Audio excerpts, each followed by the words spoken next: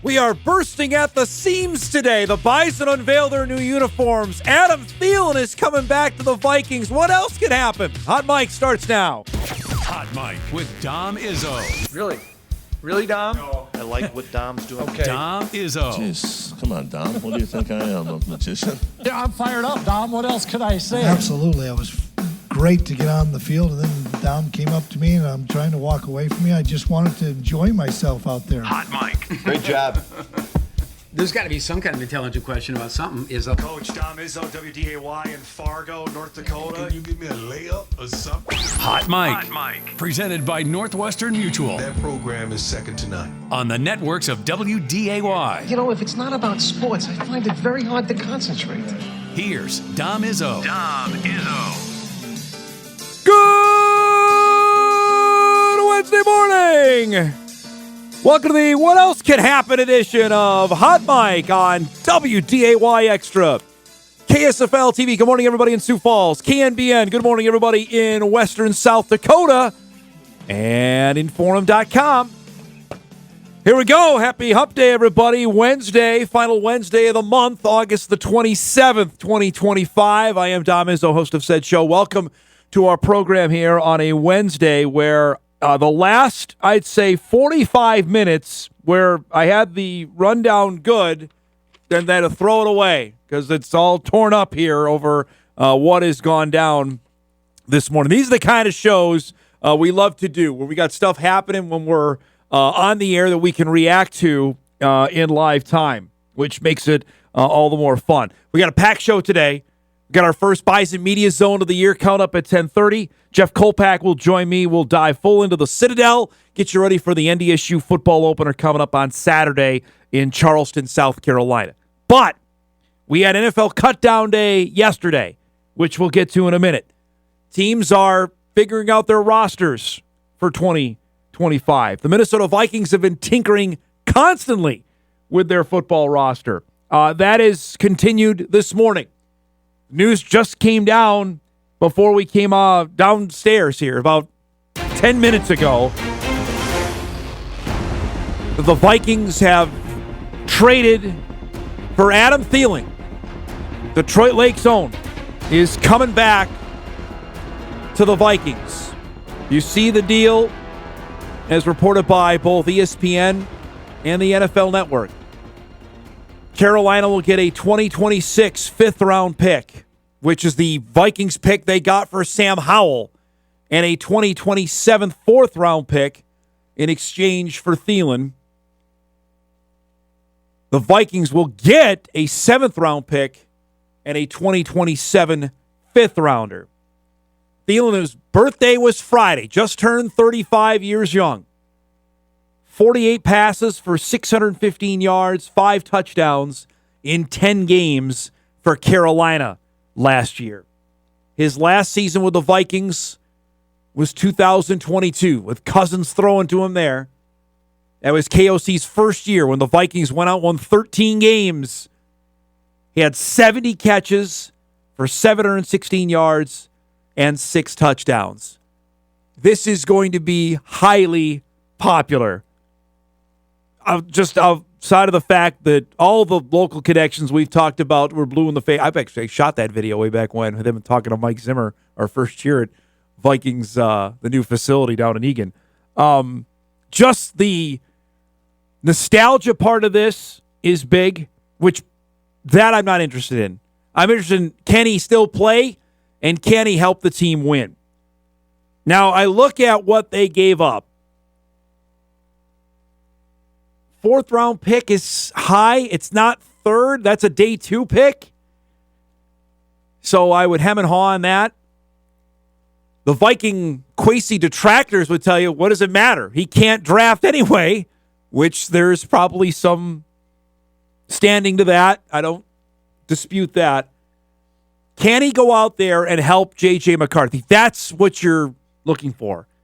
Because we've talked about this since the joint practice 2 weeks ago when Jalen Naylor went down and we knew Jordan Addison was going to be suspended for the first 3 games of the season, that Minnesota was going to need to do something, and they have done that by going and trading for a guy that is a massive fan favorite. He has spent the last couple years with Bryce Young in Carolina and clearly was, I don't know, frustrated was the right word. He came back this summer. Our guy, Alec Osmus, actually I think we talked to Alec about this, that he was back this summer working with J.J. McCarthy. And the seeds were out there. Could this happen? Would he come back? And now it's official. So, for local football fans, over the last 4 days, you've had Carson Wentz from Bismarck, North Dakota State's own, sign with the Minnesota Vikings. And then, 3.5 days later, the Vikings trade for Detroit Lake's own Adam Thielen. This is the biggest football news we could have locally. It really is. I'm going to have to find it in our first commercial break. I have a photo I took on the field in Philadelphia.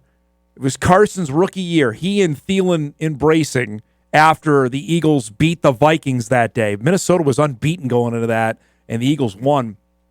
That was the Sam Bradford year, 2016 for Minnesota. That went nuts, went viral there. They've obviously stayed in touch, and now they're together.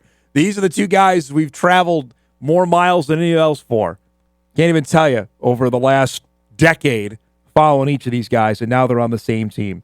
It is literally, it's the nexus of the sports universe, to use a Seinfeld saying, that it happened here this morning. So it is official. Thielen, a Viking. The Vikes give up a couple of picks, and we just went through this yesterday of them accumulating the picks that they did, right, for the Mekhi Blackmon deal, the Sam Howell trade that they made on Sunday, the Harrison Phillips deal they made with the Jets to get some ammo and to make a deal like this. And we'll go through it later if we have time. If we don't have time today because we're packed today, but if not tomorrow, with the picks that they have left after this, because I believe this is probably they're done messing with the roster. They had to address this, and maybe corner. We'll see. But big news today. That preempted the other biggest news of the day, which we found out at about 8:25 this morning, that we have our first look at the new uniforms for North Dakota State football for the home opener in 2 weeks' time against Southeast Missouri State. Now, we unveiled it, the video that came out a week and a half ago when we were on Hot Mic Live. We saw that there was something coming.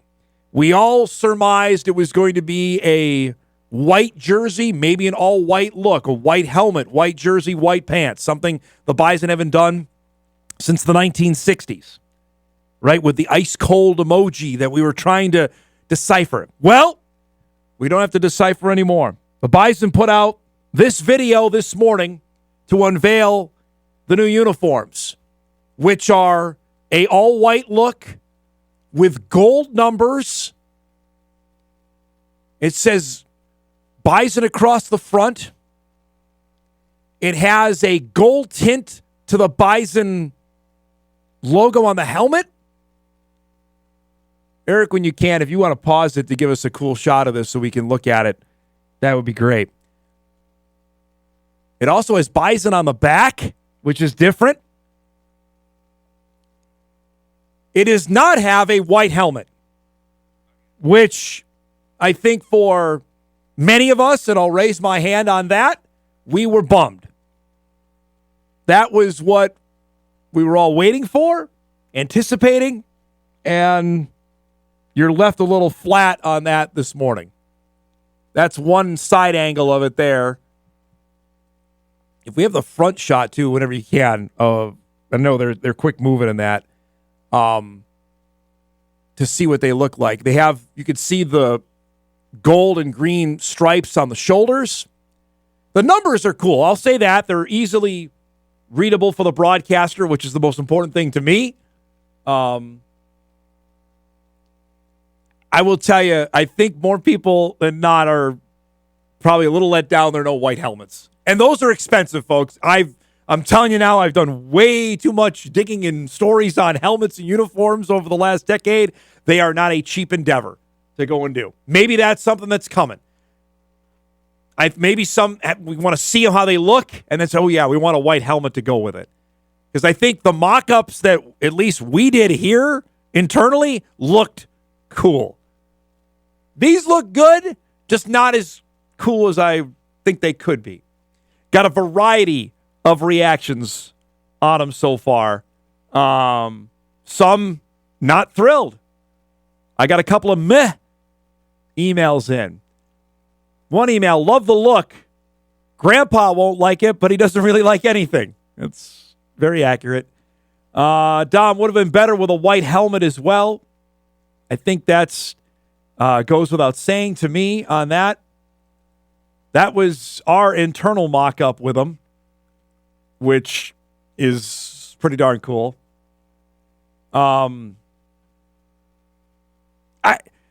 I like this. Let's see them how they look.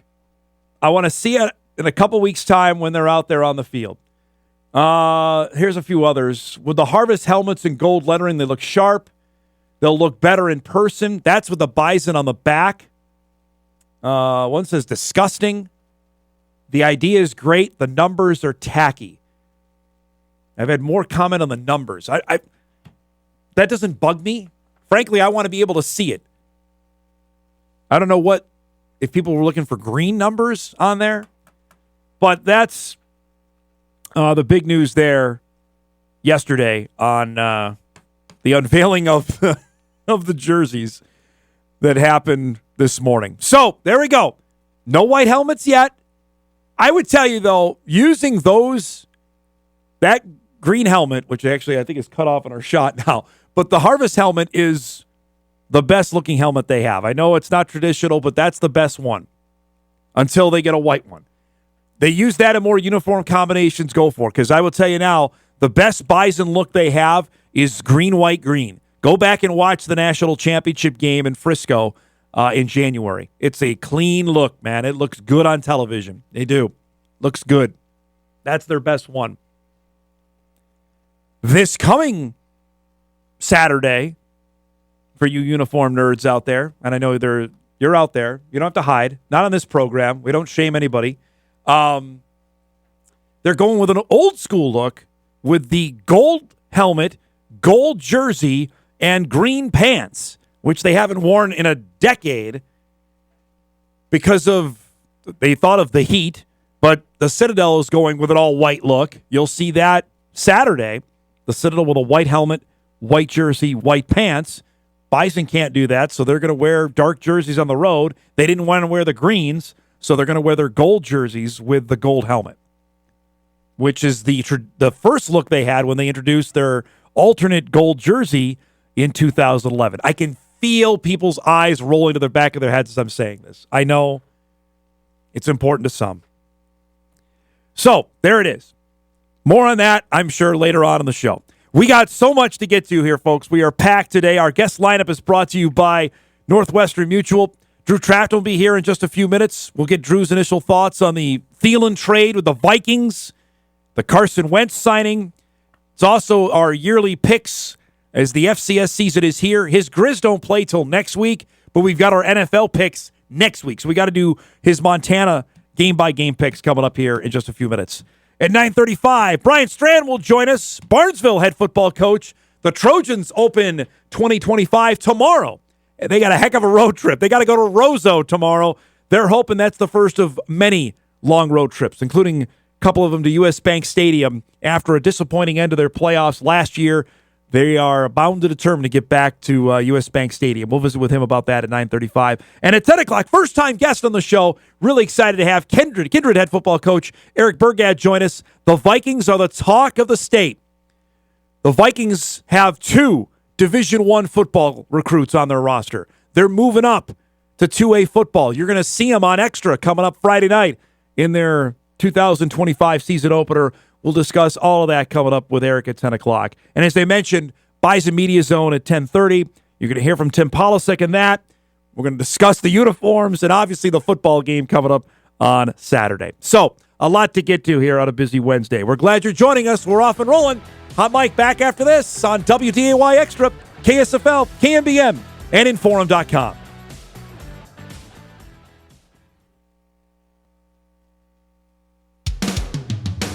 The biggest Seahawks, Sounders, and Mariners fan in the FM area.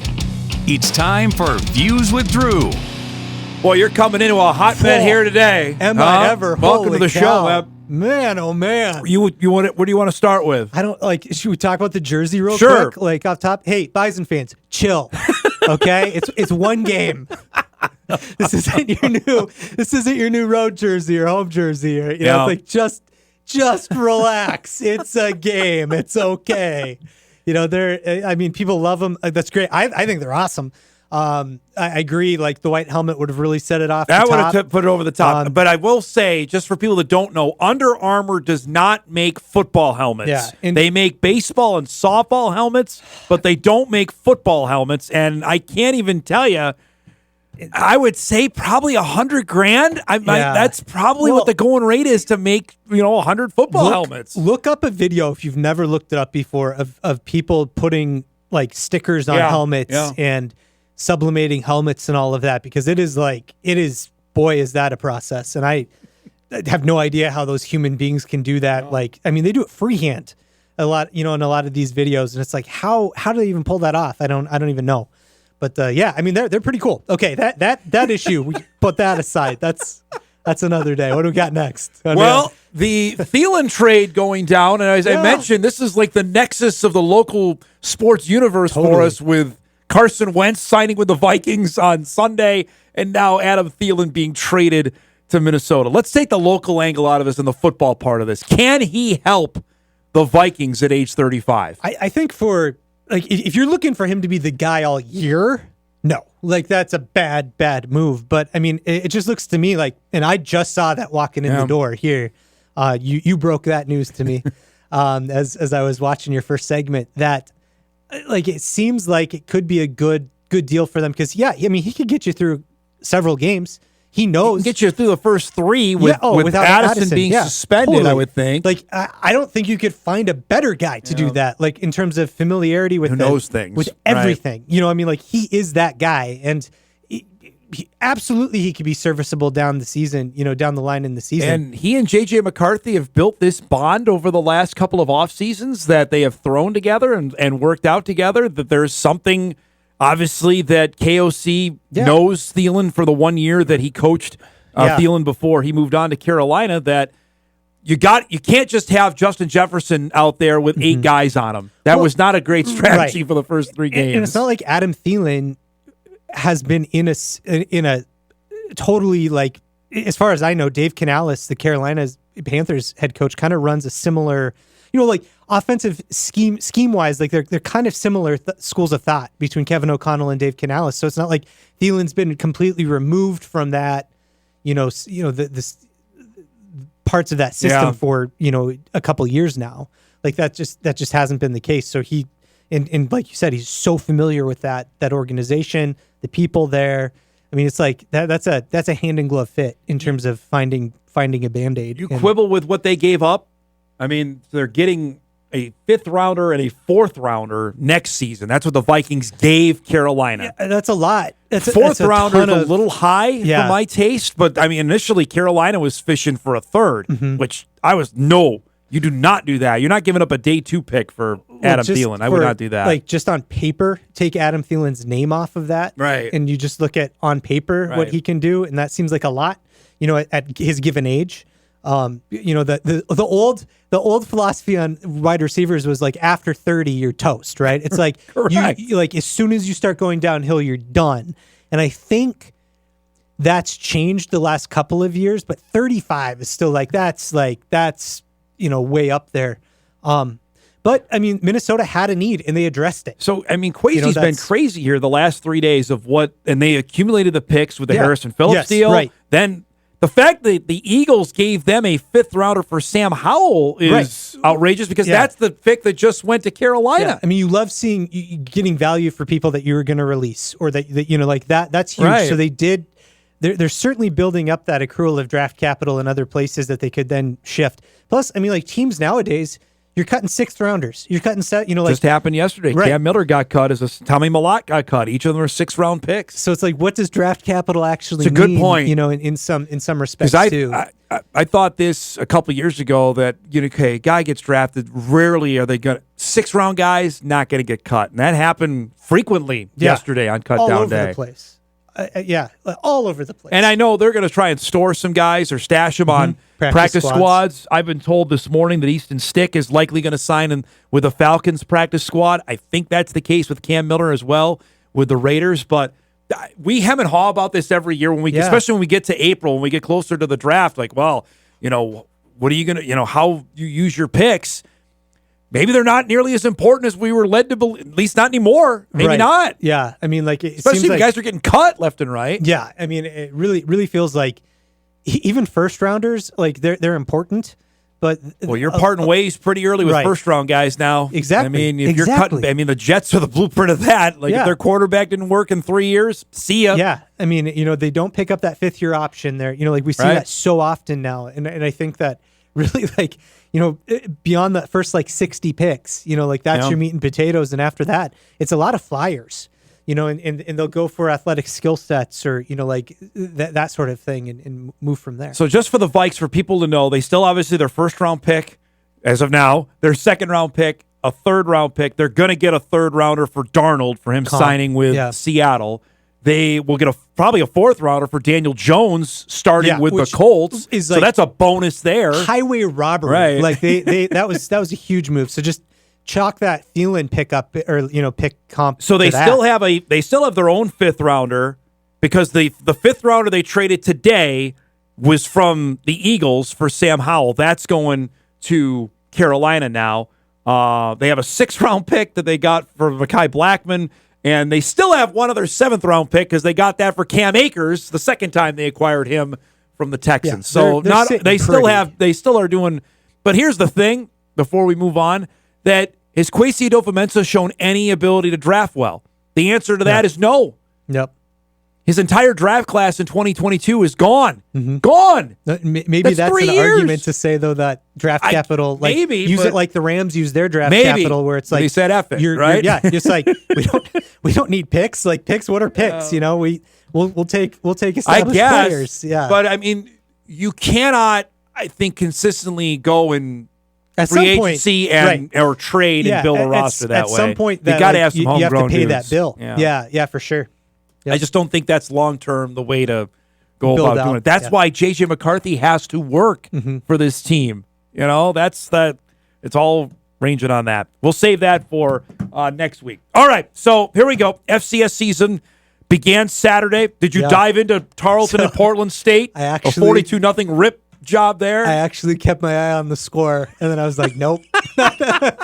I was like, I can't justify this. No, I did not. The FCS kickoff game I did, and then it stopped. Just like I didn't know that was a thing. So, but maybe the surprise of the weekend or the big sky was Idaho State scared the heck out of UNLV. Yeah. They only lost by 7. I don't know if that's more on UNLV or Idaho State after 1 week. And there's so much turnover year to year in FBS talent. You just have no idea. But that definitely made me think twice about my record projection for the good old Grizzlies. All right, so this is a yearly tradition we do with you is to do your favorite team, which is Montana, for the upcoming season, which they are in a unique spot. They don't play this weekend. No. So they got the weekend off. Yeah, they started camp a week late. They're easing into this thing. They're like, we'll catch up with you guys. No worries. All right, so here it is on the screen. We'll open up with a Division II team, which I'm going to boo you to the ends of the earth on that. With Central Washington in Missoula. Yeah, exactly. Oh, let them have it. They have a weird, I don't know, I've never figured out what their relationship is with Central Washington. But is there a connection there? Year. It's weird. Look at this schedule. You do not leave Missoula for a month. October. Are you kidding me? Until October. What is this? So who did this schedule? Did you do this schedule? You bet. So then it's UND. Yep. That's the back end of the home and home. Obviously, the Grizz came to Grand Forks last year, and they lost that game. Yeah. They're not going to lose that game. I have a hard time seeing them lose that game. 100% certainty there. Just so everyone knows where my head's at here. The Grizz have lost all 11 defensive starters from last year. Yes, correct. They lost their top 4 pass catchers. And so obviously I think they're going to win all of those first games through. They're going to beat Indiana State as well. So they're going to be 3-0, and then they open up the Big Sky. They welcome Idaho. So that is a primetime game on a Saturday night, 9:15. So after the Bison play South Dakota day, we got that game that night. That's dynamite. They're not losing that game. They're not losing Idaho. Not primetime, not at home. They're It's a late start. It's a late start. It's 8:15 Missoula time. Holy cow. They'll Then finally a road game at Idaho State. This is where I start wobbling a lot because after what they did last weekend. When is the last time the Grizz lost in Pocatello? I know. It's been a while. It's been a long time. Well, yeah. And you're not losing at Idaho State. Well, okay. So, but I could see that being a letdown game. Like they're. Okay, letdown, but it's not a loss. They've got so much, they're so jazzed up after Idaho, national TV, under the lights, that they finally just have a letdown. It's their first road game. We're I don't know. Okay, but we'll say they win that one. I think they're beating Cal Poly. They're beating Sacred Heart. Okay, so if that's they're starting off hot. You say 6-0 here? Yeah. Are they beating Idaho State? You're saying and they're drinking their own Kool-Aid, majorly. Okay. Okay, so 7-0, you got them there. Yeah, they're beating Cal Poly, beating Sacred Heart. Okay. We get to Sacramento At Sac State, which is a Friday night game, by the way. The villain of the FCS this year. There's no doubt about that. By the way, the last time the Grizz lost in Pocatello, 2003. Yep. Double overtime, 43-40 game. So it's been a bit. A stretch. It's been a bit there. So. I think they lose one of the next 2 games. 7-0 going to Sac State. Friday night, ESPN2 game there. They're going to beat either Weber State or Sacramento State. They have just a lot of bad history at Weber. So I'm not so sure about that. So we'll say they go 1-1 there. Okay. Okay. So they're split with Sac State and Weber State. So they're 8-1 going into Eastern Washington. You're going to win that game. They're going to beat Eastern. You're going to beat Portland State. They're going to beat Portland State. So 10-1 going against the Cats with in the Brawl of the Wild. returning defensive starters, with their top 4 pass catchers gone, with a brand new starting But the game's in Missoula this year. But the game's in Missoula. I don't even want to say this. I'm not going to say the L word, but they're not going to win that game. Okay? See, if you're 10-1 and going into that game, that's for a top 4 seed. And it could be for the Big Sky Conference title. Absolutely. It could be for, there could be a lot on the line there. Wow. All right. So 10-2 is what you're going to say. I'm going to say 10-2. All right. For a record. And all right. Yeah, that's what I'm going to go. 10-2. So yesterday, Vegan announced that Justin Lamson is going to be the starter for Montana State for their run, and that's a transfer that they just got from Stanford, if I remember. Yes, Stanford. Stanford by way of Virginia Tech, I think. He's been a couple spots. Just looking at what the Cats have. So they open with Oregon this weekend. Yeah. I'll be following that score just out of curiosity to see if they Idaho scared the heck out of Oregon last year, and then the Ducks pulled away and won, and we know how good Idaho was last year. And then they have the Jacks. Yeah. The Jacks on a Saturday night in Bozeman. Unreal. I just don't see them losing that game. I don't. So the Bobcats have some question marks, that we're going to have to see. Absolutely. Offensive line is one of them. They lost a ton. And they have a new quarterback is another. So they have the same questions the Bison do in my mind. I don't think we're going to learn a whole heck of a lot about the Bobcats against Oregon. Yeah, you're probably right. The Jackrabbits will. The Jackrabbits will be a huge measuring stick, and that could reset expectations for. But then, after contending. After that, though, then it's layup city for them. It's San Diego, Mercyhurst, Eastern Washington, at NAU. They're not. I know NAU's better, but they're not going to lose. Plenty to Northern of time Arizona. for them to get right. And then Idaho State, a bye week at Cal Poly, at Northern Colorado. They don't play a tough game until November. Yep. And then after that, they have Murderers Row to end. They got Weber, Davis, and the Grizz. And that's the thing too, because they'll be quote unquote battle tested. I mean, they could be unbeaten. I could see them being unbeaten in FCS. They could be 9-1 going or 8-1 going to the final 3 games of the year. Yeah, I mean, if they beat the Jacks, they're going to be ranked at worst second. Yes, until unless the Bison the Wild. Correct. Yeah, unless the Bison trip up. Right. Yeah. So I mean, that's they're looking at they've got it made if they can do it. All right, it's here. Can't wait. Looking forward to it. Finally. It's going to be dynamite to see how it all plays out. Sam Herder and I talked about this before we go. I think we're going to have 2 FCS over FBS wins this weekend, and I think Idaho is one of them. I think Idaho beats Washington State. The Washington State Jackrabbits this weekend. Man. I think Idaho gets them. I think there could be some voices from Brookings. I'm sure they love that. Great to see you, bud. All right, so it's on record 10-2. 10-2 for Montana. I'll deny in it vehemently if they go like 6-7 or something. Enjoy your football weekend, all right? Thanks. Drew Trafton joins us each and every Wednesday. We'll break. We come back. Bryan Strand will join us. Barnesville head football coach. The Trojans begin a new year tomorrow night. We'll preview that on the other side of the break.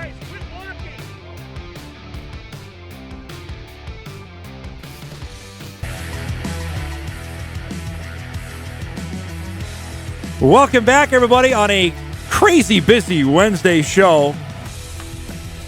Much more on the Vikes Adam Thielen deal going down. Vikings have officially announced it. Just got the email when we were in commercial, so it is a done deal that the DL kid is coming back home. Mentioned we got that going on tomorrow night. Minnesota high school football begins. Can't wait for that.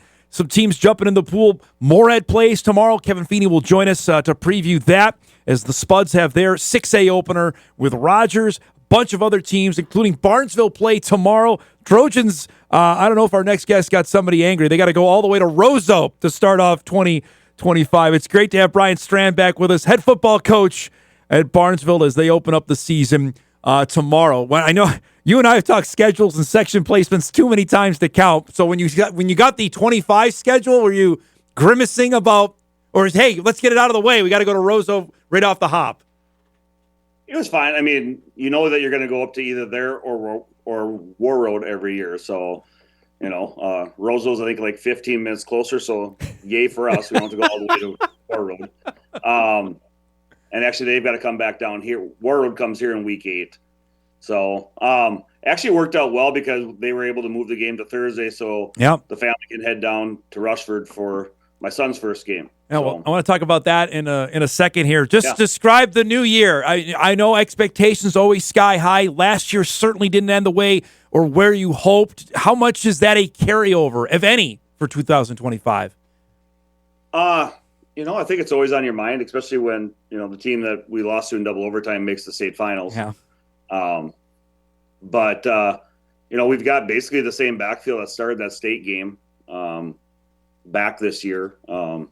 And it's very, very loaded. I think for the first time in my career, it's all 3 seniors that are back there. And Jacob Strand's at quarterback, and he was a quarterback in our state game last year.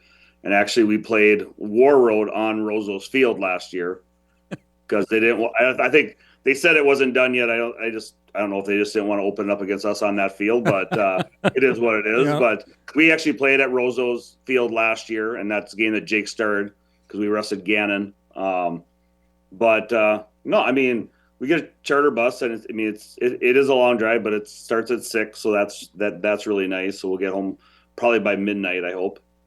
The always attention on this team has grown over the years with success. How, for your guys that are younger, that are grown up and seen what the earlier generations have done, how much is that a thing when you know that these are kids that have grown up, their older brothers played for you or know the success? How much you tap into that knowing this has been, we've set this now. This is 2 decades going of Barnesville football being really good. I don't know if we tap into it a ton. We talk into expectations, and what it takes. Said average is easy, it takes something extra to be good at, and our coaching staff is we got, 4 guys that are paid, and I've got 6 guys that are volunteers. And, almost all of them have college experience. And coaching staff wise, I'm almost at a point where, I just go supervise what everybody else is doing. Just because they're so good. We've got some of the best guys around, and they work extremely hard at it. Actually, I got Zach Bredman, who was our state championship quarterback. He's on staff now. Wow. Adam Consfeld graduated college, and I guess he had to get a full-time job, which kind of sucks for us. But I called up Zach, and he was more than willing to do it. And watching him coach reminds me a lot of my cousin Nate, who passed away here a little bit ago. I mean, he learned from him. He runs around. He's got full of energy and excitement as a 20-year-old kid would be like, and our coaches just do a great job, and I think they do a good job of preparing our kids every single week. So basically, you're the CEO now during practice, just walk around and look important? Basically, I'm the old guy there that just kind of, yells on occasion to work harder. Knowing expectations are always high. How do you handle that now? It's been so long. I know you welcome it, but how much especially for younger kids, they're going to get maybe their first opportunity to start tomorrow or first opportunity to play a lot. How do you address that with them? Like, this is the standard. We're expecting this when you go out and you play varsity football for us. I don't know if we really touch on it that much. It's just, we do talk about expectations and that we're going to play hard and, we're going to play fast. And that's our goal. I mean, and that's one thing I think that separates us a little bit is that we're generally a pretty quick team and strong. So, I mean, teams have a trouble at times adapting to that speed. And our offense is very unique to a point where I think teams really struggle to simulate that in practice. And we enjoy it. The kids enjoy it. Basically, if we get the lead, we're really tough to come back on. We don't make a lot of mistakes. Looking at your schedule this year, this is fun. I mean, you play two schools that are bigger than you. You've played DGF before. We've televised those games. Those are always huge. Should be again. You got Perham on the schedule as well this year. How did that come about? Basically, they redid the districts, and because a couple, DL and Fergus are no longer with those 3A teams, because they used to be a big school and small school. Last year was fantastic because our section was our district. Yep. So therefore, we played every single team during the year. And now, because some teams didn't want to play other teams that were bigger, then they redistrict everything, and they tried to put the good teams and the teams that aren't up to where the DGFs are and the Hollies and things like that. So, our district schedule is basically Staples, Pillager, Holly, DGF, and Perham. We haven't played Perham my first 2 years here. I was going to say it's been a while, right? Yeah. Howie Kangas was the coach at the time. Wow. And I want to say the first year we lost 50-some to 6, and then the next year we actually lost 6-0. It was a very, very close game. We had our chances in the fourth quarter, but as far as area teams, I was kind of glad to see them back on the schedule so I can improve on my 0-2 record. These are Heart of Lake teams that you play in every other sport, so it's exciting. But the challenge in that you've welcomed it because you've played DGF of playing up a class. And not only once, you're going to do it a couple times. What's the challenge in that? Stay healthy. Yeah. Our goal, we want to win the district. We want to go undefeated every year, but our biggest goal is get back to state. We want to go after the title again, and to do that, we have to stay healthy. We don't have the depth. We're still over 50 kids. I think we have 52 or 53 kids on our roster. We've been as high as 69. So obviously I didn't recruit well enough last year. Get in trouble, you're going out for football. No. But I'm very happy with the kids we have. I think they're working hard. They're in the weight room every single morning. And they're just fun kids to coach. I mean, that's what makes us fun after 29 years.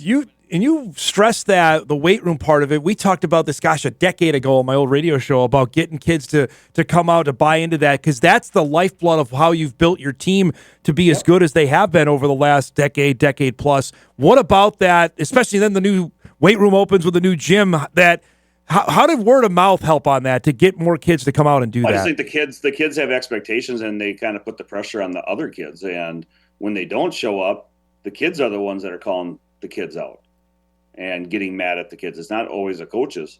I ran the weight room for years and years, and then now I turned it over to Jacob Gross, who was basically a captain on our first team that went to state in 2009 and has a degree in exercise science. So, I mean, he does a fantastic job with it. And, and our kids just buy into it. I mean, for the most part, there's always some kids that don't, and that's fine. But it's tough to hide on a Friday night when you haven't been in the weight room. Yeah. It's also tough to get out on the field, right? If you haven't done it either, correct? It is. I have to ask now, you're an even bigger deal than I thought. Now, are you the president of the Minnesota Football Coach Association? Is that correct? Did I see that correctly? You are correct. How about that? Tell me about that and how big of a deal this is for you personally. You haven't done this for as long as you have. Well, I mean, my dad was the president of the Coach Association back in late 90s, early 2000s, and my dad always stressed so much the Coaches Association. So when it came up that the office was open, I threw my name in and I was selected, and I served as second vice president, and now it's my year to be the president.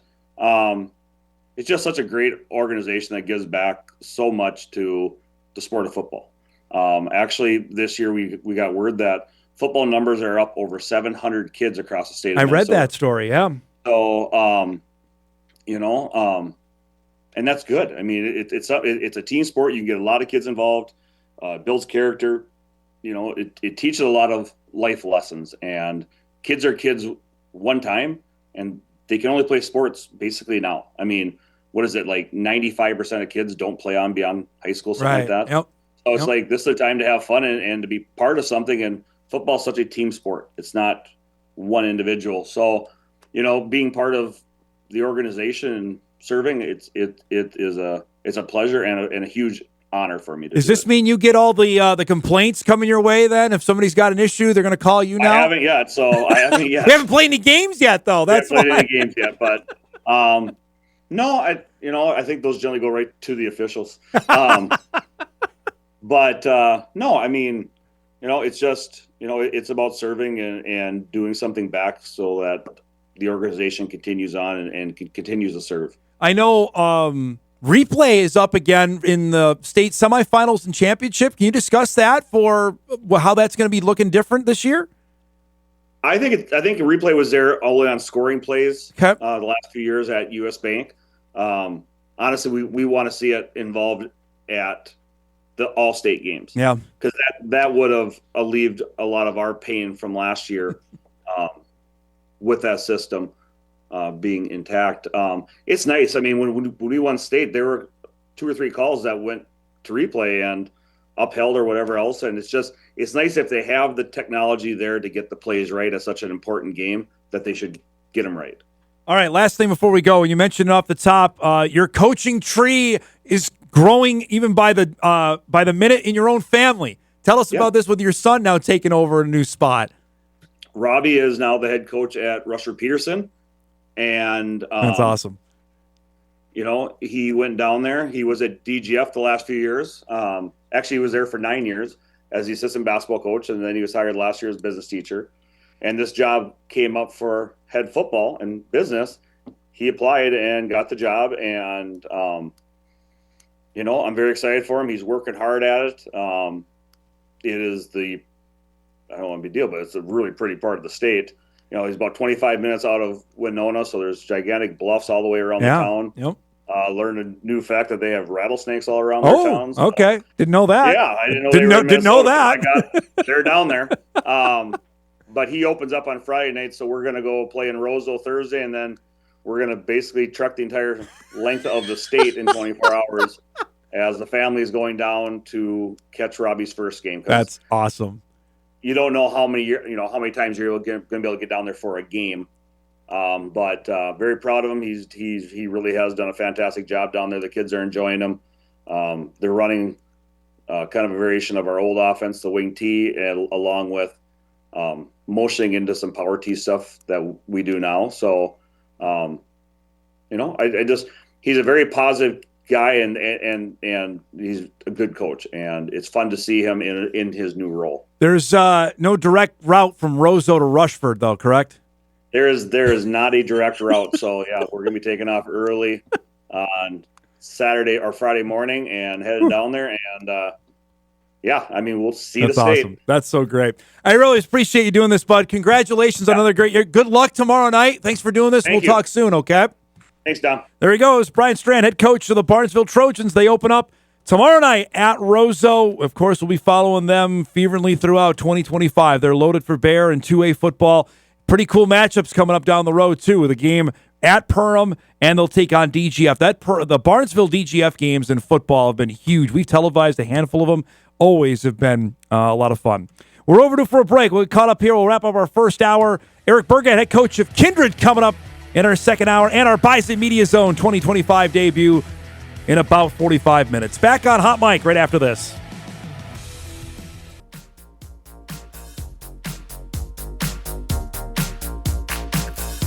Holy cow. Quick first hour here in the books. We made it through the entire hour. We didn't address the huge news that happened yesterday, which is not on purpose. It's just we've had other stuff happening of the Swift-Kelsey engagement that went down that was broken yesterday. The crazy part about this, finding out about it was, and I'm as the pop culture nerd that I am, I follow several of those kind of sites. That's not how I found out. I believe it was through the NFL's Twitter account is where I first saw it. Which, again, goes to show you the popularity of how this has gone over the last handful of years. And then people have had their own opinions on it. It doesn't bother me one bit. It was kind of cool that actually she made it all the way to the Super Bowl a couple of years ago. It does not. I have no issue whatsoever with it. I just found it really interesting. That's how I consumed it, not through like Entertainment Tonight, not through Variety or the Hollywood Reporter, or heck, MTV used to have its own news reporters. No, it was through the NFL's account is how I found out yesterday that went down. What do you got for me here? You've got something for us before we got to get out of here? So I can't believe we actually missed this. Yes. But she's performing at the Super Bowl in 2026. Really? Yes.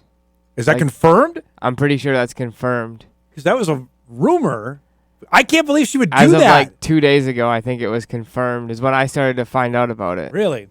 Because I thought she'd be too big for the Super Bowl, honestly. I don't know. It's her and Sabrina Carpenter are supposedly playing. That would be bigger than the game. That would, to me, I don't know if the NFL would do that. That's wild. Maybe. To me, those two together? Think of how many fans you're going to get to watch the game. But that, to me, I don't know. I mean, it's wild. It's not confirmed, but there's Easter egg clues that they're dropping all over the place that she's going to be the one to play at the 2026 halftime. Well, that needs to be announced fairly soon. Normally, that's a couple weeks into the season, so that might be the next large bit of news. But yeah, that can't. Again, it wasn't ET, it wasn't Variety, wasn't Entertainment Weekly. It was NFL's Twitter account where I found out from Adam Schefter. Yeah, exactly. Shefty. That's crazy. Listening to the Pat McAfee show for a little bit. Bam. Yeah, bam. There it is. All right, we got a break. We come back. We'll start our second hour. Kindred head football coach Eric Burgad will join us. The Vikes open up on Friday night with Devil's Lake. We'll preview that and all the attention on his football team. He's got a couple studs. That's coming up. We start hour 2 on a Wednesday. We're back after this. This is Hot Mic. Hot Mic. On the networks of WDAY. Here's Dom Izzo. Welcome back, everybody. Hour 2 on this Wednesday morning, Red Rock and Roll. We are on the doorstep of the opening week for the big schools in North Dakota. Game of the week, you'll see it Friday night. Devils Lake and Kindred in 2A football. That game actually played at West Fargo Horace, which we'll get to in a minute. Looking forward to that on our first down Friday of the season. Firebirds and the Vikings, 7 o'clock on Friday. And it seems fitting we've got the head coach of the Vikings making his debut on Hot Mic. He's been the head coach 3 years, having him on. That's shame on me. So I appreciate, Eric Burgad, you texted me back and wanted to do it. It's great to see you. Thanks so much for the time. The theme of the offseason has been teams moving. You're moving as well. The excitement level for 2A football. I know you've been on staff for a while. Tell me about that in Kindred, about now moving up to the second level. Something we're really excited for. It's you don't really know what it's going to feel like till you get into it. Playing in Region 1 and Single A for a long time, you become very familiar with your opponent and very familiar with the other teams, and you kind of know their traditions and their tendencies and how they're going to react in certain situations. But now with these new schools, you have no idea. So trying to familiarize ourselves with our opponents the best we can, that was a lot of what I did over the summer is just watching YouTube and watching old games and trying to learn personnel and different offensive and defensive systems. So that's all new. I think playing at different locations is going to feel very new for us. Like our kids haven't played at Cushman. We get to go out there and do that twice. But I also think that's going to feel different for other schools. Like South comes here, and I think that'll feel very different for Fargo South. So a lot of new, a lot of excitement, and we look forward to the challenge. I was going to ask you about having a Fargo school come to your place. You guys got to be jazzed for that. Yeah, I mean, it'll be fun. Like I said, I think it'll feel more different for them. Yeah. Like we got 2 gas stations, a cafe, and no stoplights. So, but the town does shut down on Friday nights, and it's a big scene at the football game. So, well, you're not a small town anymore when you've got the amount of Division I talent running, and I want to talk about that in a second. But the excitement level for this year, obviously, of the disappointment of how last year ended. It's a new team, but how much do you use that at all, or is that's the 24 team? We're not going to talk about that. We don't talk about it a ton, but I know for myself and our coaching staff, and I think our players too, it just provides a lot of internal motivation. It's not something that you got to go back and reflect on a lot with the team because, like you said, it's a new team, and some guys didn't experience playing in that game, so it's not something you want to harp on constantly. But when you lose the final game of the year the way we did on that stage, that takes a long time to get over. It keeps you up at night.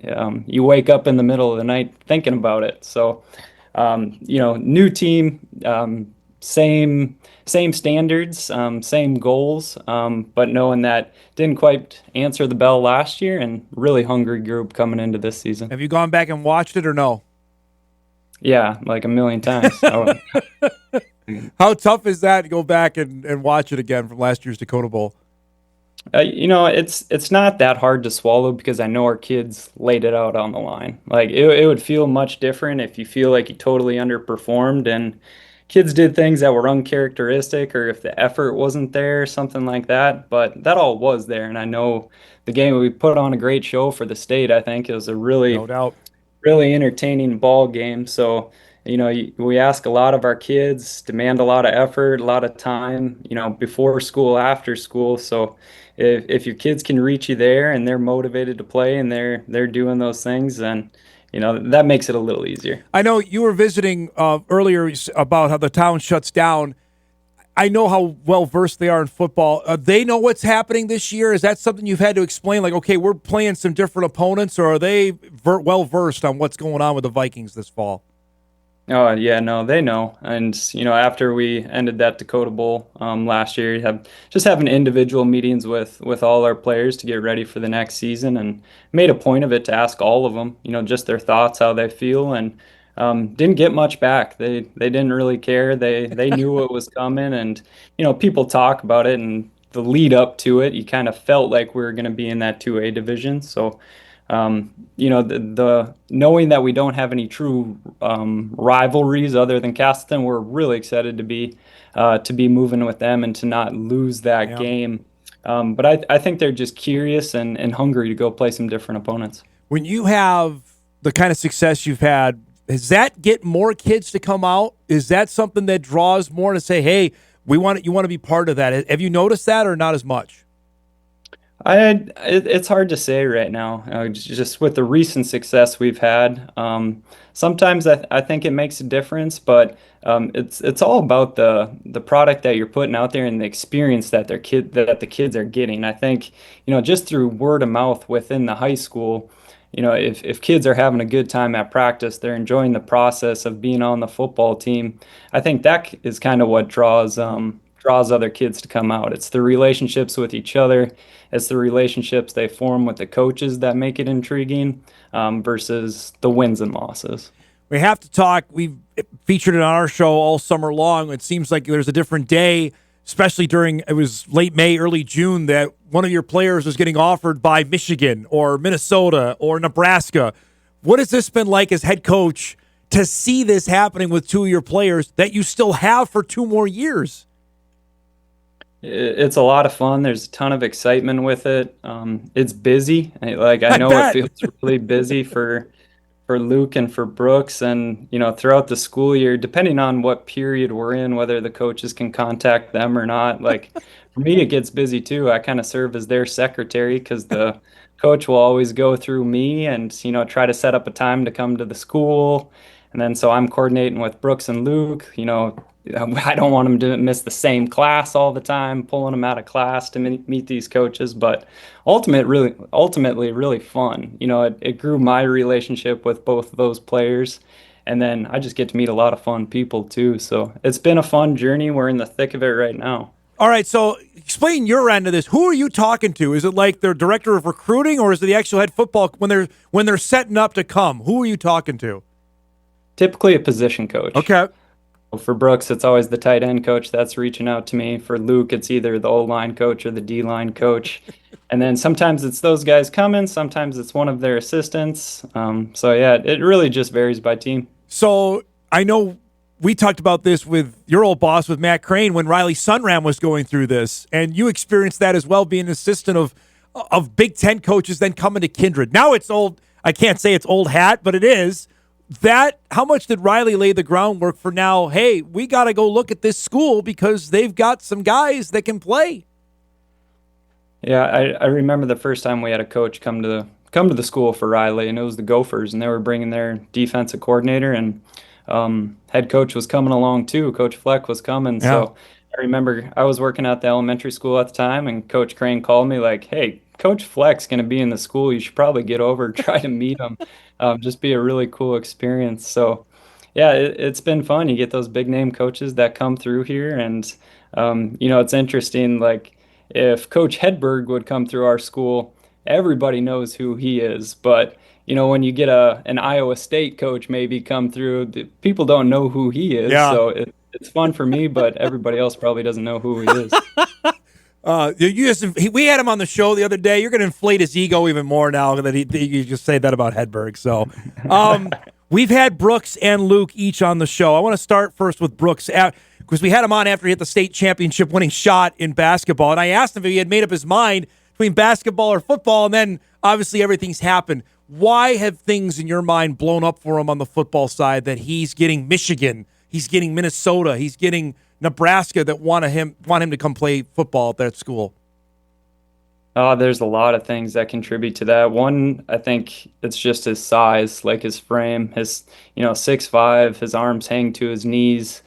He's got the build to turn into a D1 tight end, and then the basketball relates really well too. I think what coaches see just like throughout the basketball season is a kid who is incredibly quick and fast, but then the body control that he has. Like I've never seen a kid, do a two-hand 360 dunk in game. And so and neither have most of these college coaches. So when they're texting me, calling me, and asking about him, I said, well, look at his Twitter page. Did you see that dunk from last week? And then it really picks up. So I think his Twitter helps him a lot, or his X, excuse me. For Luke Starcevic, was his older brother now going to play at Army this year.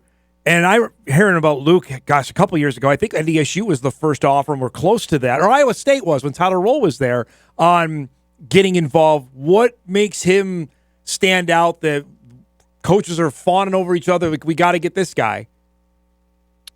Similar to Brooks, first just his size, like 6'5". Again, he's weighing in at 250, 260 right now.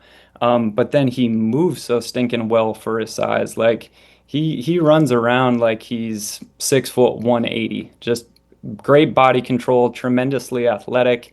And then he's got a side of nasty to him that is unmatched. Like he plays so hard, plays so physical, and I think that's a really tough thing to teach. And I've had other college coaches tell me like that is the number one thing we see when we turn on his film is how hard he plays, how physical he is. Eric, with that kind of talent, everyone's going to say, well, how it's going to be, you guys better win. You better win every game by 2 touchdowns. If you got 2, maybe Big Ten players going with you, how do you address that? I know it's not just that, but hey, we've got a lot of expectations on our shoulders this fall. Yeah, we don't talk about it as a full team, but I do joke about it with Brooks and Luke. I'm just saying, hey, as much as they're putting in the media right now, we better go put on a show this fall. We can't lay a dud.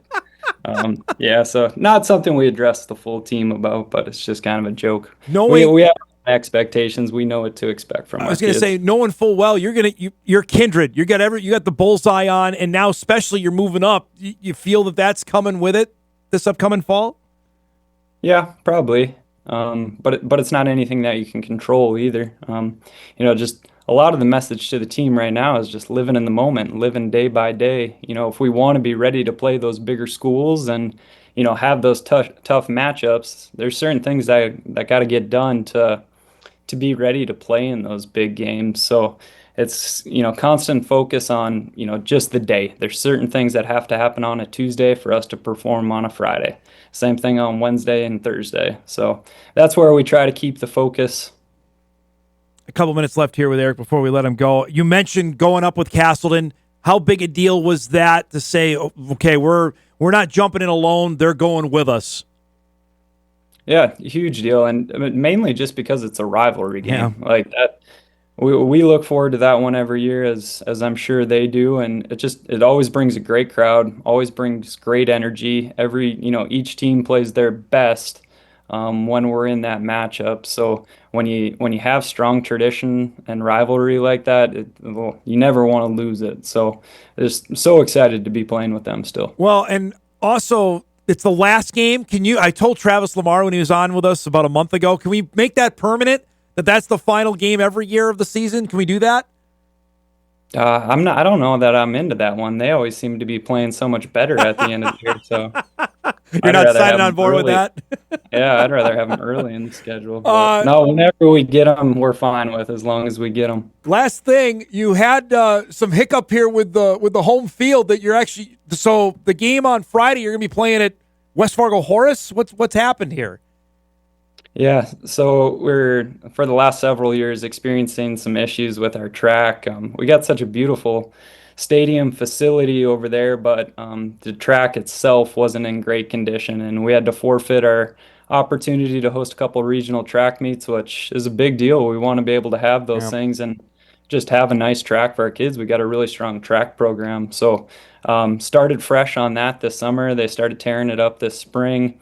And that's just how it goes with construction sometimes, to be able to tear out a new track, put a new one in, and then try to play game one. It's just a challenge. So what we're experiencing right now is playing surface itself, no harm to it, but it's the sidelines. Okay. So, from end zone to end zone on visitor home sideline, it's still black dirt, trying to grow grass there now, and we'll see how it all shakes out. I don't want to farm out all our home games. No. Seniors deserve to play some home ones, but it's the situation we're in right now. It's great to catch up. Thanks so much for doing this. I promise I wasn't trying to not have you on. I'm just glad we were finally able to do this. Good luck on Friday. We'll talk during the season, okay?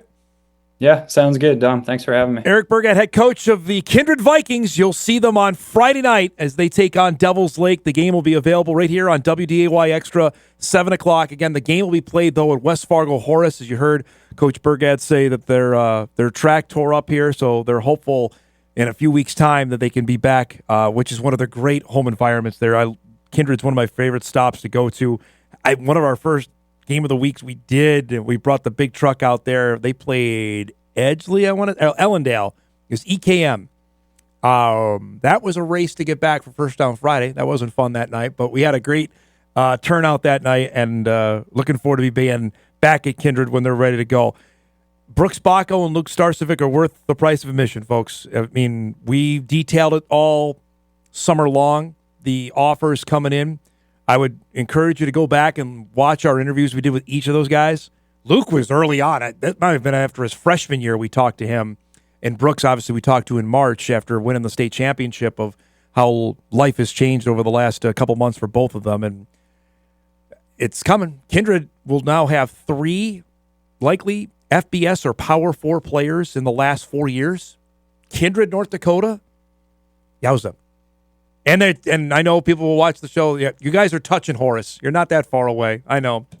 We'll break. We come back. We're going to wrap up the show because we got Bison Media Zone coming. We got to show you a really neat video from Adam Thielen's kids about finding out he's going to be a Viking. We'll do that. We'll wrap up things on a active Wednesday show right after this.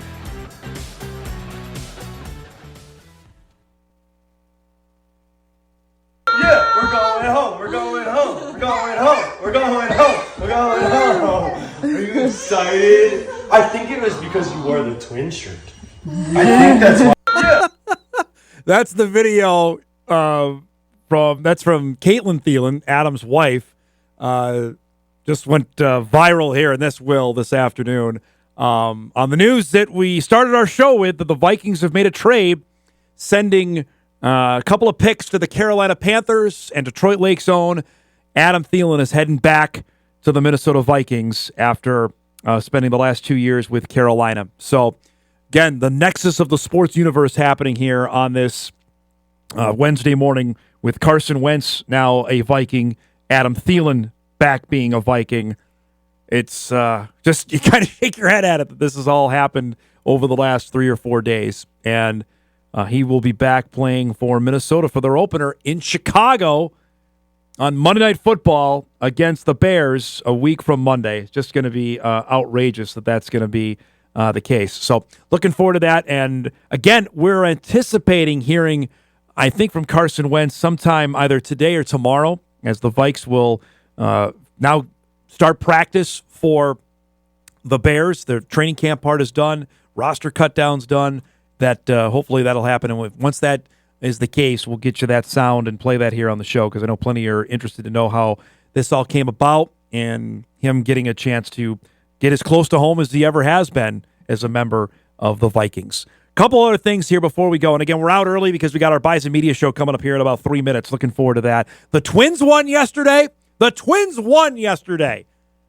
And our guy Mickey Gasper hit a home run to tie the game in the ninth. Matt Wallner hit a couple. Matt Wallner has the most outrageous stats of the year.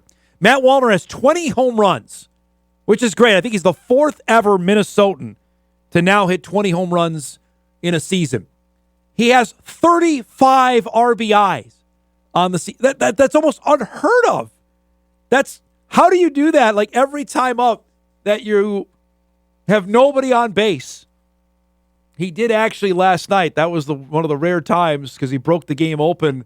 Here you're seeing some of the clips where Bailey Ober was getting rocked again early in the game, giving up 2 home runs to George Springer. My guy Luke Keyshaw, I'm on board with him. If there's one guy that I like going forward, it's him. Hit a home run. That made it a 4-2 game. And then all the drama happened here. This is his first career home run for Mickey Gasper, who I think the Twins got on Christmas Eve. Tied the game at 4. And then Wallner gave them the pop later in the ninth inning with a couple men on. He's had a heck of a series here. Now this is 3 straight games with a home run. That was crushed, nearly 400 feet. Again, his 20th home run. But again, he struck out 3 other times at bat. 20 home runs, 35 RBIs, and he's hitting .215 on the season. I'm not sure how great that is, but Twins got a win last night. They wrap up the series with Toronto coming up here later tonight, which is a perfect segue to do some What to Watch before we get out of here.